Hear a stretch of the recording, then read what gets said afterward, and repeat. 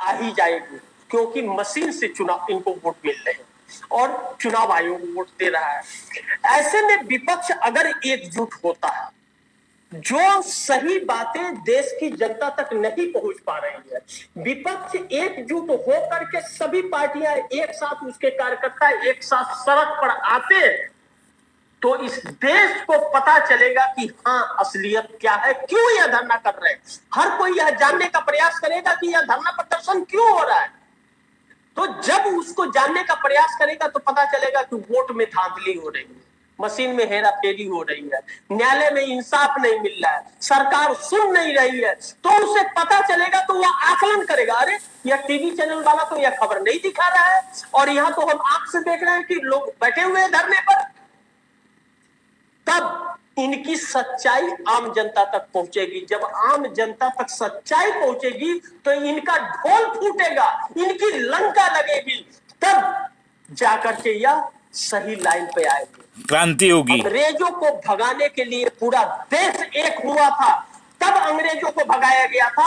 आज फिर हुआ वक्त है कि एक हो जाओ और अपनी सूझबूझ से, अपनी समझ से आंखें खोल करके, देख के, पहचान करके, कौन है जो आपके लिए कार्य कर सकता है, कौन है जो आपके बच्चे को रोजगार दे सकता है, कौन है जो महंगाई कम कर सकता है, कौन है जो आम आदमी के जीवन के 3 अंग है, जो रोटी, कपड़ा और मकान कौन देने की क्षमता रखता है, उसे वोट कीजिए, बाकी किसी को मत कीजिए। और ईवीएम बंद होकर के बैलेट पेपर होना चाहिए। एक वोटर होने की वजह से मैं भी इस बात की मांग करता हूं कि बैलेट पेपर से चुनाव होना चाहिए। चुनाव आयोग और मशीन पर हमें विश्वास नहीं है। All EVM through deep sea से वोट डलाने वाला। इन बातों को आफ्टर डेमोक्रेसी नहीं उठेगा तब तक यह सुनेंगे नहीं, क्योंकि मीडिया दिखाएगा नहीं और आप तक पहुंचेगा नहीं।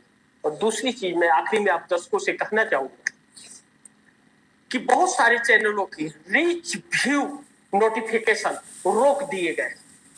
नोटिफिकेशन आप तक नहीं पहुंच पा रहा है, रीच व्यू नहीं आ रहे चैनलों के।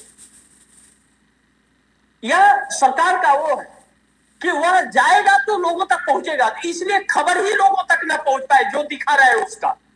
इसके लिए नोटिफिकेशन को ब्लॉक कर दो, व्यूज को रोक दो, कम कर दो व्यूज को। जो मिलियन जा रहा है उसको 2-4 हजार पर ला दो, जो लाख जा रहा है उसको 200-400 पे ला दो। यह हालात चल रहे हैं। तो आप लोग खबरें सर्च करके भी देख लिया कीजिए, बेहतर होगा कि सच्चाई आप तक पहुंच जाए। Modi fail before fail yet fail after fail, Modi always fail, EVM scam, GDP gone, rupees gone, democracy gone, nation gone, IMF budget trillion dollar डेब्ट, nation also gone, and the need the next weight of the military शासन। राहुल गांधी को एक बड़ी जिम्मेदारी, देशन चला जाएगा, मोदी का बात नहीं है इंडिया वो गठबंधन को एकजुट करने का, क्योंकि अब वक्त भी आ गया और समय भी अब आ गया। ગોચની ગાણીએ છેલ્લા 10 વર્ષથી દેશ પીલાઈ રહ્યો છે, આ સત્ય હકીકત છે। 500 વર્ષ પહેલા દિવાયત પંડિતે કહેલું અને આજે સાચું પડ્યું છે। દિવાયત પંડિત કોંગ્રેસી નહોતા કે ભાજપ નહોતા, અને એમને કહેલું કે દેશ ગોચની ગાણીએ પીલાશે અને ખલાસ થઈ જશે। હવે ખલાસ જ થવાનું છે। જર્મની હિટલરે સાફ કર્યું એમ ઇન્ડિયાને મોદી સાફ કરશે। હજી જાગો, ઉઠો, જલ્દી કરો, હજી નો વેસ્ટ टाइम। ममता बनर्जी इतनी जूझ रही है कि ममता बनर्जी परेशान है। इस चीज को लेकर के डर सता रहा है कि जिस तरह वोटर लिस्ट के अंदर पश्चिम बंगाल के अंदर धांधलेबाजियां हो रही, ત્રાસવાદીઓના હાથમાં સરકાર જતી રહી છે, ત્યારે ममता बनर्जी को अरविंद केजरीवाल की तरह चुकानी पड़ेगी। ममता बनर्जी की पश्चिम बंगाल में सरकार है और कहीं नहीं है। पश्चिम बंगाल में ममता बनर्जी की सत्ता अगर जाती है तो ममता बनर्जी की पार्टी में भगदड़ मच जाएगी, क्योंकि उनके पास कोई स्रोत पार्टी को चलाने का नहीं रहेगा। જુઠ્ઠો ગોચિયા દેશ ચલાવવા માટે 1 મિનિટ માટે લાયક નહીં। હજી 1 મિનિટ પર વેસ્ટ ના થવી જોઈએ, જલ્દી કરો નકર દેશ ખતમ થઈ જશે। ममता बनर्जी को इंडिया 100% પ્રૂફ રિપોર્ટ છે, એમાં કોઈને વિચારવાની વાત જ નહીં। તમે કહો एकजुट चाहिए।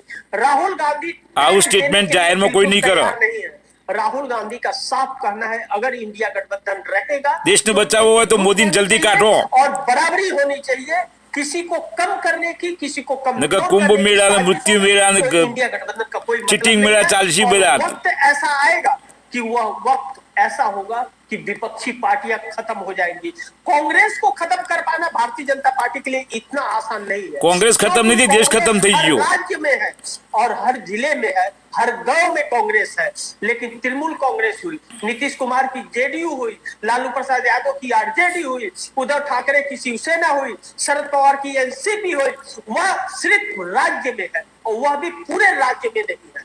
तो ऐसे में राहुल गांधी की जिम्मेदारी उठाने को तो तैयार है, लेकिन राजीव कुमार ने जेल में भेजो 10 वर्ष घोटाला करे छे। एक साथ आकर के एकजुटता सुप्रीम कोर्ट शू करे छे? ये फूटी जे पैसा ले मन लागे पड़ेगी। भारतीय जनता पार्टी और चुनाव आयोग की जितनी भी ईडी सीबीआई બધા फेल છે। पर्दाफाश करना पड़ेगा। पब्लिक ना टैक्स ना पीछे पगार लीसी खोटू करू पब्लिक नु।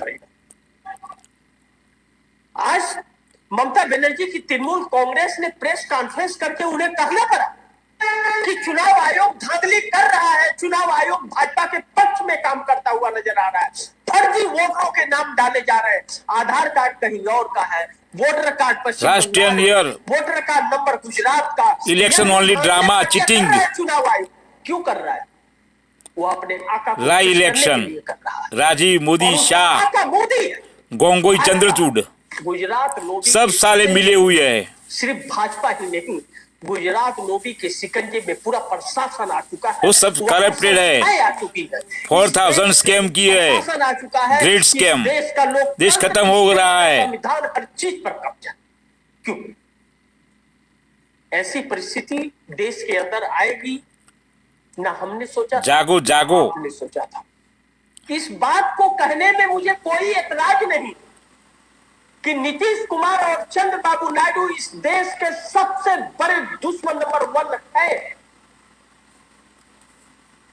नीतीश कुमार जैसा नेता इस देश में कभी पैदा न हो, दुर्भाग्य है इस देश नीतीश नायडू नरेंद्र मोदी चोर कंपनी है, जिसे लोकतंत्र से, संविधान से, युवाओं के रोजगार से, बढ़ती महंगाई से कोई लेना देना नहीं, स्वार्थी जैसा व्यक्ति। हमला कर तो अंग्रेज सारा आता। राजनीति होती है, पार्टियां जीतती भी हैं और हारती भी हैं, लेकिन कहते हैं ना कि बड़ी बेआबरू हो करके तेरे मैखाने से मैं निकला। अरे भाई, आपको तो धोती फाड़ बेइज्जत करने के बाद भी आप टिके हुए हो, धोती फाड़ झूठ बोलता है उनका इज्जत टिके हुए हो। शर्म तो कर लो, इंसानियत जिंदा तो कर लो कि बिहार के अंदर 13 लाख बच्चे पेपर लीक के शिकार हैं, 13 लाख बच्चे पेपर लीक के शिकार हैं। आप दर्शक, आज जो मैं बताने जा रहा हूं चौंक जाएंगे। एक फार्मूला तय हुआ बिहार के अंदर, वह फार्मूला यह कहता है कि नीतीश कुमार को, जो चुनाव लड़ेंगे नीतीश कुमार, 104 सीट भारतीय जनता पार्टी देगी। उन्हें किसी भी गठबंधन के पार्टियों से कोई मतलब नहीं है, 104 सीट पे चुनाव लड़े। 139 सीट भारतीय जनता पार्टी के पक्ष में होगी, वह चाहे जितने अपने गठबंधन के लोगों को दे। चिराग पासवान, उपेंद्र कुशवाहा, जीतन राम मांझी, भाजपा सबको 139 में वो निपट लेंगे। अब भाजपा नीतीश कुमार को यह कह रही है, ध्यान से सुनिएगा और समझिएगा कि इन नेताओं का वजूद क्या है, किस तरह के यह नेता है। ध्यान से समझिएगा। 243 सीटें हैं, 104 सीटें नीतीश कुमार को देने के लिए भाजपा तैयार है। साफ कर दिए कि 104 सीटें आपको हम दिए, 139 सीटें भारतीय जनता पार्टी और सहयोगी रहेंगे। अब 104 और बिहार के अंदर बहुमत के लिए जो चाहिए 122 सीट चाहिए, 122 सीट। अब भारतीय जनता पार्टी तय करेगी कि नीतीश कुमार कितनी पार्टी पे जीतेंगे। भाजपा ने साफ कहा है कि हम तय करेंगे आप कितनी सीटों पर जीतेंगे, हम तय करेंगे कि हम कितनी सीटों पर जीतेंगे। हम तय करेंगे कि बाकी चिराग पासवान जीता था, ईवीएम स्कैम, घोटाला। सीटों पे जीतेंगे। यह कैसे तय कर सकते हैं कोई कि कितनी सीटों पर वह चुनाव जीतेगा व्यक्ति? यह कैसे पता चल गया कि कोई व्यक्ति, कौन व्यक्ति इस गठबंधन को वोट देने वाला है? चुनाव आयोग की आंखें फूट गई हैं, कान बहरे हो गए हैं, गूंगा हो गया है वो, कि कोई पार्टी कहती है कि हम तय करेंगे कितनी सीट पे आप जीतेंगे और वह सीटें आएंगी महाराष्ट्र की तरह। चिराग पासवान हरियाणा, के महाराष्ट्र, बयान को दिल्ली, आज आप सब दर्शकों के घोटाला। सामने रखना चाहूंगा।